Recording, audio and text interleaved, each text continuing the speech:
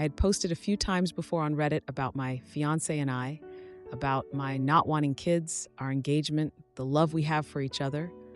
For the most part, my posts have had happy endings, but this one just isn't a really happy one. Soon after my engagement, my best friend, since elementary school, and his wife passed away in a car accident, leaving behind their 11-year-old daughter, Amy, not real name. Amy is my goddaughter, but we do refer to each other as niece and Tia.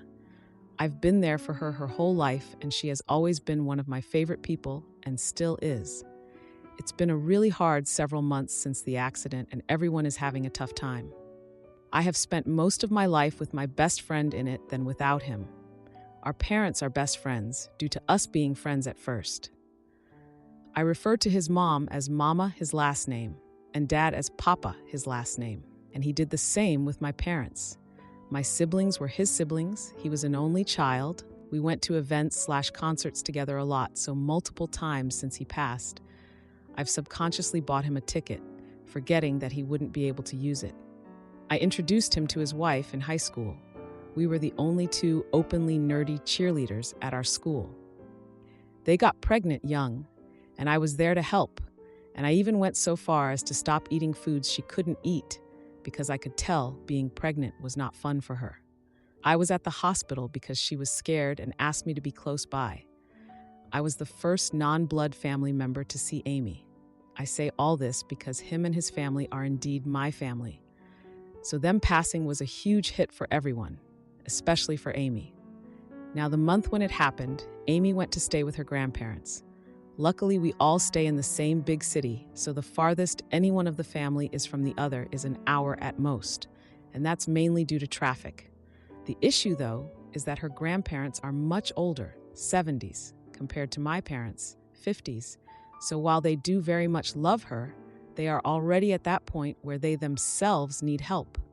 Plus, they just lost their only son and daughter-in-law. Amy's mom's parents are out of state, and they also didn't believe moving her to them and away from everyone she knows was the right thing either. Her grandparents overall didn't think Amy staying with them was the best for her, and they relayed that to my parents, who then mentioned this to me. So after talking to my fiance about it, as well as talking about it in therapy, which included me, my fiance, and both our therapists, we came to the conclusion that we would be happy to take her in since we are financially capable, have the space, and we do also just love her so much.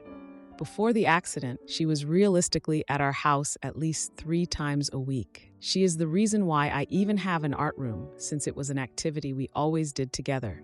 Even at 11, she's a fantastic artist. When we approached her grandparents, they were completely on board with the idea, and I do think that a part of them had hoped we would take her without them asking us directly, hence the comment to my parents. However, when we had broached the idea to Amy, she was hesitant. It turns out that she is aware that I never wanted kids and is afraid that I will hate her for having to raise her. It 100% broke my heart that she felt that way, and I tried everything to convince her that was wrong. In the end, I told her the truth. I will never be able to replace her mom or her dad, and I have no plans to. Her parents made me her godmother because they knew that I would love and care for Amy the way they loved and cared for her. I could never hate her. My fiance even pointed out that I was the one who had the idea to foster her, but I also had to stress to her that this is a new situation for all of us. We are all grieving together, and we are all jumping into this new living situation together. So there will be mistakes, but there will also be a lot of love. We also put her in therapy, which she has been very hesitant about, but after finding out that my fiance and I are both regularly in therapy, she felt a lot more comfortable. My fiance has been great through all this, and my absolute rock. He was also very close to my best friend. My best friend was going to be his groomsman and was the second person my fiance asked after he asked his brother to be the best man. My best friend was the type of person who will see something and say, "This looks like something so-and-so would like, so I'm going to buy it for them." So some days, I will catch my fiancé staring at one of those many gifts for a long time, or he will say something like, "I hope they both knew how much I loved them," We hold each other tighter now when we hug and kiss longer than before. When I asked about Amy living with us, my fiancé was shocked and wasn't sure how he felt, since change was happening lightning fast with the engagement, then the accident, and now with Amy. So I didn't bring it up again until he did a week later with, "I thought about it and I think it would be good for all of us, but let's get our therapist together to make sure we aren't jumping the gun because we love her." Amy moved in right after Thanksgiving. All the families got together for the holidays with her to remind her that she is never alone. She has her mom's family, out of state, but they call often, her dad's family, my fiancé's family, out of the country too, minus my fiancé's brother plus his wife, and let's not forget all our friends and their families. There was a lot of crying, but a lot of laughing too. Her living with us is a huge adjustment, but nothing we can't handle. She has always been a sweet girl and very bubbly and loud. Since the accident, she obviously has been a lot more withdrawn and quiet. But I am seeing sparks of herself come back briefly and slowly. We had to switch her therapist a few times, but this current one is definitely helping a lot. Amy really likes her too. Her grades did slip a bit, but my fiancé has made it a point to do homework with her every day, and it made her cry the first few times he did it. He asked her if she wanted him to stop, but it turns out that it just reminded her of her dad, so it really meant a lot that her Tia was so willing to help her too. I was expecting some rebelling, but that hasn't happened. Yet lol. Actually, she has been doing the absolute most. She would clean up after us before we had a chance to do it ourselves, or try to do things for us that seemed a little out of character. After some prodding, it turns out it was because she is afraid we would get rid of her if she upset us or did something wrong. We have stressed that in no way has that even crossed our minds. We are here for her, and unless she wants nothing to do with us, we will continue to be here for her through the good and bad. But let me tell you, I cried so much that night feeling terrible that she felt that way. I want her to know that our love is unconditional, and it always has been. We are also in the process of setting up a trust for her. Her parents left behind money, and there is money coming in from their insurance policies too, so all that is going in that trust for her. I will also help supplement this trust plus my fiancé, even though I stress that he doesn't need to. Neither myself nor my fiancé will touch this trust. When she turns 18, she will have access to use the money for college if she decides to go, and a set amount will be available every month to live on. If she decides not to go, then she will still have access to a set amount every month. We would prefer she go to college and will encourage it, but her dad didn't go to college and did well as an artist, and we see that she has his talents, so we just want to be supportive of any decision she makes. When she turns 21, she will have access to the full trust to use as she wishes, but we will do our best to ensure she is responsible with it when the time comes. At the end of the day, she will be an adult, and we have to trust she will be responsible when she has access to the money. We didn't come to this decision on our own. We consulted with all 4 sets of grandparents, and this was what we all thought was the best approach, as well as help from a lawyer. When Amy is a little older, we will discuss this with her, but for now, she's still so young and dealing with a lot. Some nights I sleep with her in bed, with my fiancé sleeping on the floor by the bed because she cries herself to sleep and she feels so alone. I don't know if that feeling will go away anytime soon. I think about how I'm in my 30s and I still can't imagine not having my parents, so I really have no idea what she is feeling. The best I can hope for is that I can help the pain just a little bit. Amy's mom was going to be my bridesmaid, and I was going to have Amy be the flower girl, but I think I'm going to ask Amy if she would prefer to be my bridesmaid. Amy looks so much like both her parents, and I see so much of their personalities in her. A part of me feels like having her up there with me will make me feel like her parents are up there with me too. And I never once imagined getting married without either of them by my side. All planning stopped the moment of the accident for that reason. And even now typing this has me crying that they won't actually be there. But also, that's a lot of pressure to put on Amy. I don't want to tell her all that. I do want to give her the option to be my bridesmaid if she wants, and if she doesn't want to, then that's also okay, because she is still going to be part of my wedding. I won't even bring this up for a while, because I still am not in the headspace to plan the wedding right now. There is no real reason why I'm posting this. I tried a couple times to write out what happened, but each time I broke down or deleted it. I think I just want to vent or just feel better. Maybe to get validation that we are doing the right thing and not messing Amy up. One step at a time, I guess. Now for a few important comments. Thank you so much for your kind words and advice. I wrongly assumed that since I had the trust before, it would be easier, but you are right. Losing her parents has put her so on edge about losing me that she's sometimes overcompensating. I hope she understands that I'll always love her. Commenter: who is chopping all those onions? This is what my fiancé says to Amy when she's crying. Usually he ends up crying with her, and he wants to make her laugh or smile. They'll be crying, and he'll shout, "The onion chopper got us again." So this 100% made me smile. What a lovely ending for a heartbreaking scenario. I would reconsider the terms of the trust, though. I would consult with an attorney and put some terms, even if she does attend college, to dole it out slowly. And if she does not go to school, then I wouldn't give a lump sum at 21.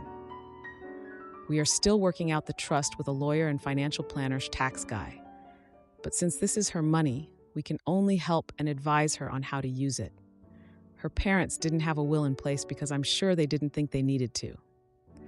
The money automatically goes to Amy's guardians, which at the time was her grandparents. Like we said, we talked with all the grandparents. Whether she goes to college or not, she will get the lump sum at 21. Before then, we would set up an appointment with a lawyer and financial planner/tax guy with her in attendance. We are setting her up to succeed, but at that point, she is an adult. We have to trust her with her money, but we will always be here to help and guide her. I, of course, echo all the sentiments already said in the comments, but I'm stuck on Amy crying herself to sleep and being all alone. Have you thought about getting her a pet? I'd say a dog, but a cat or even a rodent would help.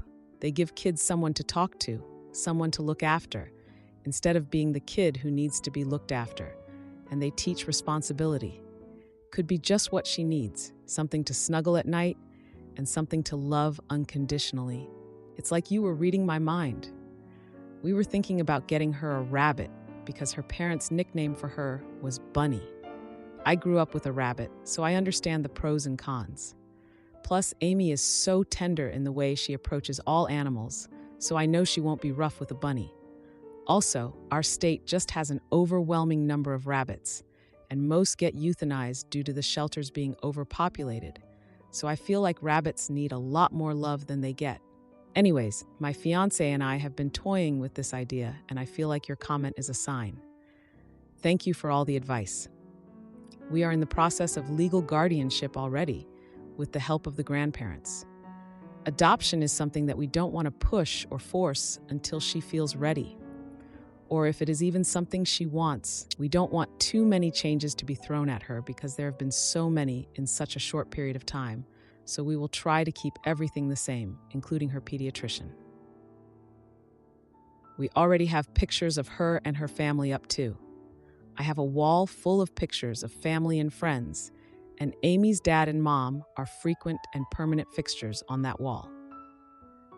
I also gave her permission to add any pictures she wanted up, whether it's her family or friends, and I've noticed over time that she's adding to the wall, so I've taken some pictures down to make more room for her. I originally gave her the guest bedroom, but I noticed she really spent a lot of time in the art room I have at my place, which is a room her dad helped fix up for both Amy and I to use when she would visit me. So, after talking to her, I bought a bed and furniture for that room, as well as a lock for privacy. She prefers the door open though, and that's her new room. She's allowed to paint on the walls, draw, do whatever she wants to that room. Also, don't worry, it's well ventilated. She's having people over for the first time this coming weekend, so I'm meeting with some parents beforehand. I'm nervous but really excited to see that she's opening up more now. Again, thank you for this. I appreciate the parent brain. Isn't the point of godparents to raise the kid if something happens to the parents? Or is that just a label people like to use? I actually thought you were a homosexual couple because of the way you spelled fiancé. That is a female fiancé. For a man, there is only one E, fiancé. Godparents is a religious thing and not a legal thing, are very rarely the legal guardians after something happens to the parents unless they are blood related, like blood aunts or uncles. Godparents are there to mentor and help in the raising of the child. My best friend grew up Catholic, but stopped practicing. However, he dubbed me Amy's godparent because he trusted me and I've been in her life since birth. Legally, guardianship went to his parents. Now we are in the process of changing guardianship over to myself. Oh, I didn't realize because I've seen both spellings used interchangeably. You learn new things every day. Now for the 5-month update. It's been a while, and people keep reaching out to check in, which I sincerely appreciate, so an update might be warranted. It won't be exciting at all, lol. Just where we are all at right now. First, I want to thank this community for the kind words of encouragement and concern for Amy. It's heartwarming, to say the very least, to receive such support from strangers. There were so many comments that I got very overwhelmed and stopped responding, but I read every single one, and even if I didn't respond, I truly appreciate every single one of you. I just get really shy after a certain point, even though this is all anonymous lol. Second, a lot of people were really focused on the trust. I commented on my previous post about it, so I'll add it here. Trust me, we are aware that 21 is still mentally really young, haha. We consulted with all the grandparents regarding the trust, and most of them wanted to give her a lump sum at 18. The compromise was that the lump sum would be given at 21, with her having a sort of allowance from 18 to 21. I will also have her set up with our lawyer and financial advisor when she turns 18.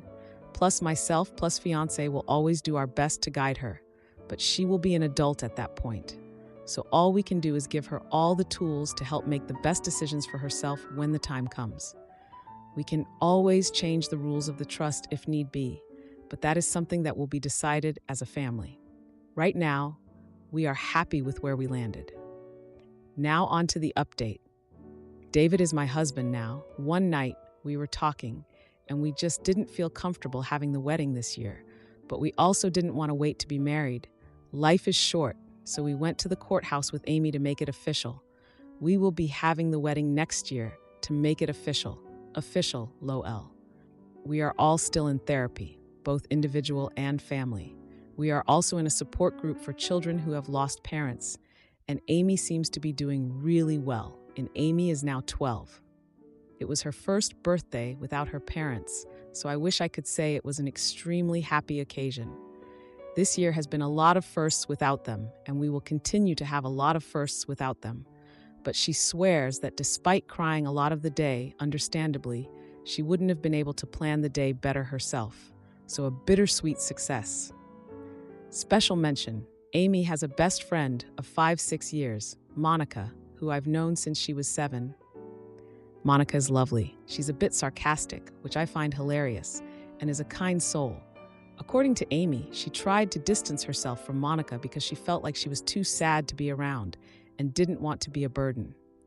Monica bussed herself over to our house and basically told Amy to knock it out and that she decides when Amy is too much, which will apparently never happen because Amy is her favorite person.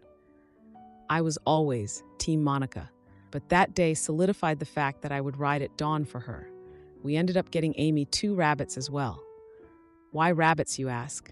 Well, her parents' nickname for her was Bunny, and we were already planning on getting some kind of animal companion, so we landed on bunnies. Plus, our state has an overwhelming number of rabbits, and most get euthanized due to overpopulation, so they need all the love they can get. Why 2? Bunnies are social creatures and are happiest being raised with another rabbit. Amy is obsessed with paint and chalk. Haha. After showing her the ropes and doing her own research, she has completely taken over any and all care for them, despite us offering several times. She even has a space in the fridge labeled buns for the fresh greens that she cuts up every morning to give them. She decorated an area in her room for them, because they will be in her room at night. But they are allowed to venture around the house during the day, after we spent a full day bunny-proofing. Amy's been very happy with them, and Paint even sleeps on the bed with her now, with Chalk only sometimes sleeping with her. It also means we are no longer sleeping in her room with her, and only a handful of times has she crawled into bed with us, like on Mother's Day and Father's Day. We are leaving for a trip to Europe, Asia next week. David and I love to travel, but I actually start to get irritable when I don't travel for a while. David jokes that I always need my fix, lol. It's a 3-week trip starting in Poland to spend time with David's family for a week and then to Asia from there. The plan was for Amy to be with us for the full 3 weeks, but she really pushed back, and we were confused about that. She only wants to go for the first week in Poland to meet David's family. Side note, his family adore her and has planned a "you're stuck with us forever" party for her. Whenever we asked about the rest of the trip, she said she didn't want to go and that we should go without her. If she didn't want to do something, we get it and don't want to force her. Understanding the why was tough for me. Does she not like traveling? No, she enjoys it. Is she afraid? No, she likes flying and thinks it's cool to see new places. Is it too much time away from home? No, she's cool with long trips. So why doesn't she want to go? She just doesn't. In family therapy, the trip came up. Finally, her reason for not wanting to join us on the rest of the trip came up. She feels like David and I are prioritizing her too much and taking her feelings into account more than we should. She feels like we aren't prioritizing our relationship or even our other friends/family. She feels like she's preventing us from doing stuff because we keep thinking about her first. I want to make this very clear. While David and I are prioritizing her more and 100% take her feelings into account when we plan things, we still very much prioritize each other. We have a date night every week. If we do cancel, we make up for it. Our date nights did stop for a few months after Amy moved in with us, but that was just because we needed to adjust. She spends the night at Monica's every week, and that's usually when we do date night, and we do the same for Monica's mom every week. We also go to the gym together every morning. I'm not a morning person, but I am for David. And we communicate throughout the day. But she made a very good point about our friends and other family. It's been hard to balance a kid in the mix, and we have been a little neglectful.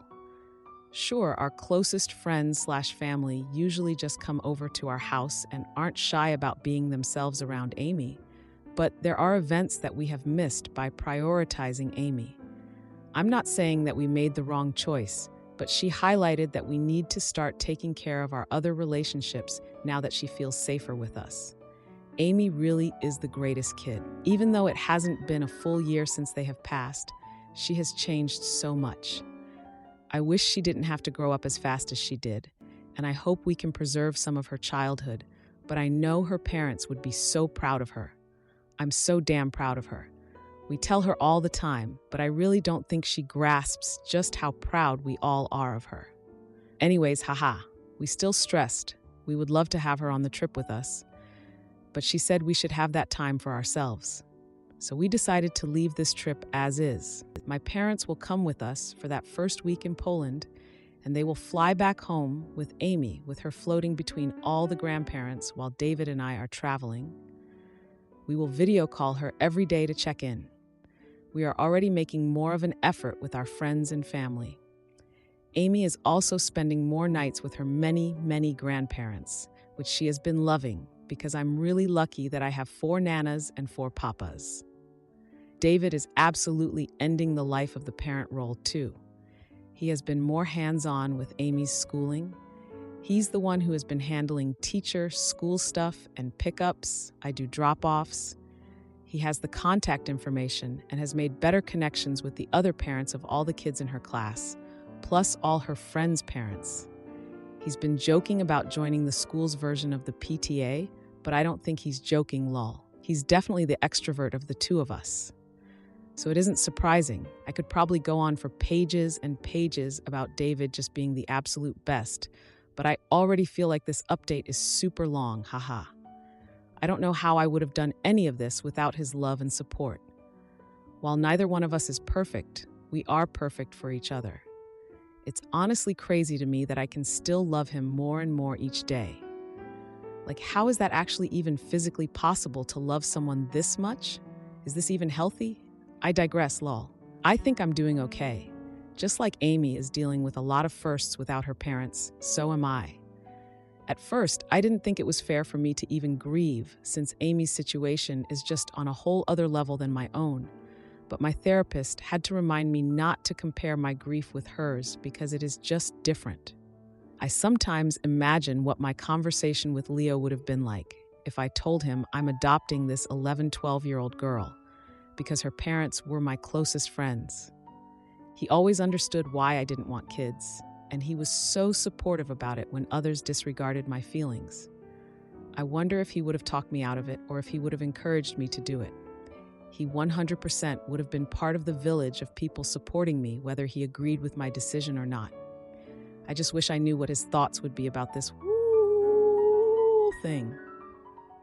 Sigh. I miss them both so damn much, but I'm also really lucky to have David and Amy. I don't know who said it, but they said it best. If you want the rainbow, you gotta put up with the rain.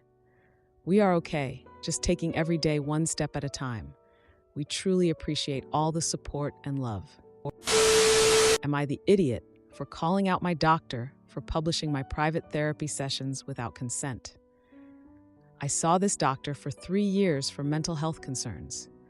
They never diagnosed me, citing that they don't believe in diagnosing. They believe in treating their patients. I switched to another doctor and was diagnosed and am doing well. My former doctor published a book which included anecdotes from our sessions, which I believe to be private. They do not include anything someone in, say, California can track me down by. But my significant other knew I saw this doctor in the past and was able to figure out it was me from what they wrote. I honestly just feel violated. I'm not sure if I can do anything. Book is published. Not like I can ask them to please not include me, right? Is there anything I can do here? I just feel like they should have asked for my consent before publishing or something. Thank you for your time. Now for a few comments. It depends on how de-identified the information is. That they didn't diagnose you is irrelevant. Sorry, I was explaining why I left their practice. It included past abuse I've faced from parents and in childhood, and some details from a hurtful relationship I was in for a few years. Anyone close to me who knows I saw this doctor would know it was me, and there are some people who may be able to figure out who I am from one particular detail. Specifically, I am worried my ex, if he ever found this book, could possibly figure out what county I currently live in. Unsure if directly contacting the psychiatrist is a good idea. Others who know more can help. I wasn't sure either. That's why I asked. It's already out there. If I'd found out before it was published, I could have said no or asked her to alter a detail or two. Hi, I wanted to thank everyone who took the time to read and comment. I haven't decided exactly what to do at this point. I was decided up until people got it in my head. I'll draw more attention to it. I'm still upset by this and will probably contact the doctor once I've cooled down. I'm still very angry.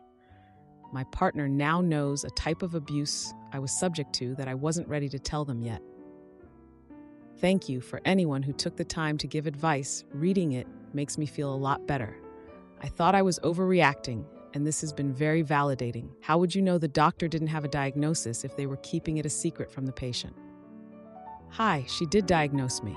She made the choice not to tell me my diagnosis because she was afraid a life sentence to being sick might make me spiral. She wasn't wrong at first, but by the time I left, I had figured out what was wrong myself.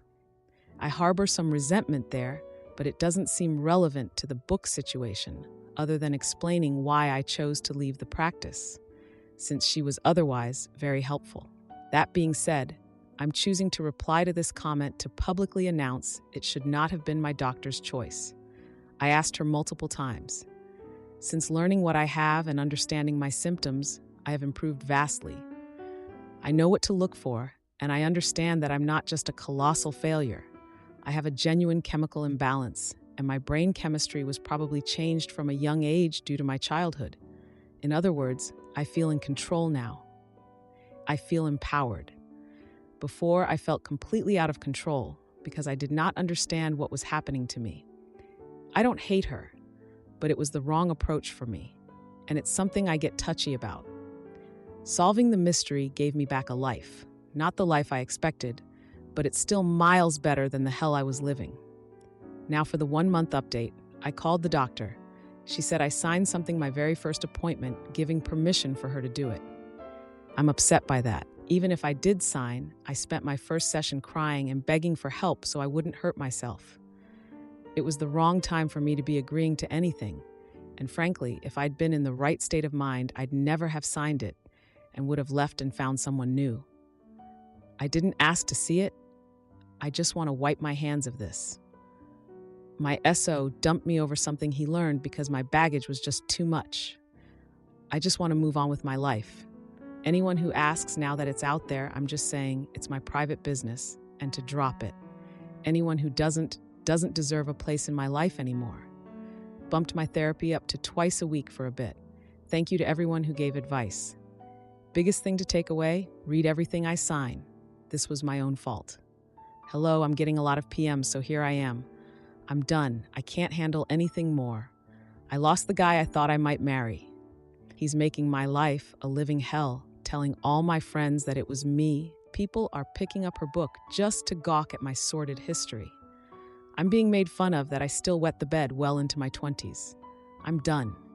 I don't ever want to think about this again. It's just dragging me down to a place I can't let myself be in anymore. I'm sorry that's not what people want to hear, but I can't bear this anymore. Maybe one day when I'm in a better place, I'll look into it. But for now, I need this to be over. Thank you, everyone. Edit. I'm such a wreck.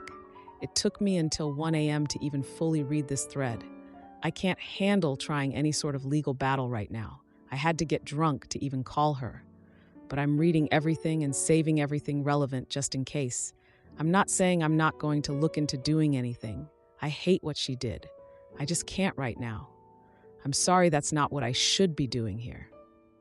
It's unfortunate, but at the same time, her partner at the time showed their true colors. It sucks, but long-term is better for Lap. As far as I'm concerned, my ex so can go frick themselves. Facebook blocked, Jim the Hit, and I can't remember the last part of the saying. He can go screw himself. Now for the 4-month update. I had to provide a doctor's note for missing a week of work. My boss looked up the doctor online and keeps telling my coworkers to be gentle with Banana. She's unstable, and Banana is delicate. Please be careful with her. She has directly told 2 of them that I missed work because I'm mentally fragile and that I see a doctor for it. I know she meant well, but I feel so violated. My coworkers shouldn't know I'm seeing someone for my mental health, and now they do. There is no HR at my place of employment. Is there anything I can do other than look for a new job? I haven't had the chance to bring this up to my doctor, but I will at my next appointment. Thank you for your time. Being violated in this regard is becoming the standard for me. I posted a while back about my old doctor writing a book with my stories in it. If anyone cares, I got her fired. I'll let her know why I'm leaving when I do. If the owner can't do anything for me, maybe he will transfer me to another location. Oh, frick, I remember your post. You can't win for losing on your mental health, staying quiet. I'm so sorry, OP. Hang in there. I had to freaking move over that. I'm still pissed. They fired her and offered me a year of free therapy with someone else. Lol, no. Starting with the post, it isn't worth putting a label on myself. People just don't take you seriously anymore once they know you're crazy. Especially in a professional environment, it is, excuse my French, none of their freaking business, no matter how much they want it to be. I've been crazy my whole life. It sucks when people find out and just don't treat you the same way. A depressive episode is, in my opinion, worse to deal with personally than when I was bedbound with the flu and bronchitis for 2 weeks. Yet no one treats you the same when they know you were home depressed instead of sick. Now for the 8 months update. I can't get too into the details for privacy reasons, but I'm definitely hammered and celebrating and remembered I posted here. As a reminder of my last post, my doctor included anecdotes from our sessions in her book. My ex, now boyfriend, knew she was the one I had been seeing, so he picked up a copy of her book and started spreading details of my past to our mutual friends after reading it. I ended up having to move to get away from all of the drama. She was arrested and charged with an unrelated crime. If she ever practices again after this, I am going to be shocked. I never asked for copies of the papers I'd signed, which I'm sure I'll get judged for. As far as I'm concerned, it's over. She's being punished, even if for something else, and I live somewhere my ex won't find me. I'm just happy and wanted to share.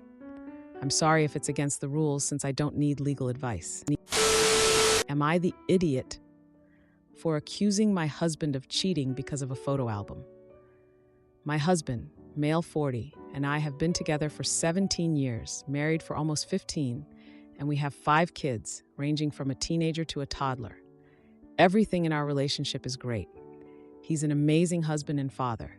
He provides everything we have, makes sure my emotional and physical needs are met. He makes sure we're always having fun and things are exciting. He showers me with affection, brings me flowers often. He's everything I could possibly want. I try to be the most loving and affectionate wife I can be for him and always tell him that I love and appreciate him.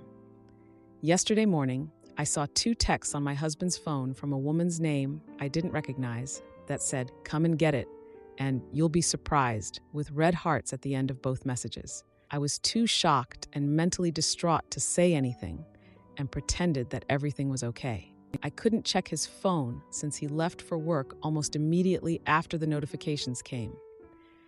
He came home close to an hour later last night and just said that there was traffic, but I was tracking his location, and he went out of his way and stopped in some random neighborhood for about 30 minutes. I thought we were in a great place, so I really don't want to believe he's cheating, but all the evidence points towards it. We watched a movie together last night and took the kids to the beach with some family friends today, but I'm still spiraling over this and don't know what to do. He has a wife and 5 beautiful kids who love him. I just can't understand why he would throw all that away. How do I find out the truth? Now for a few important comments. A commenter said, "You just have to have the conversation. There might be a plausible explanation."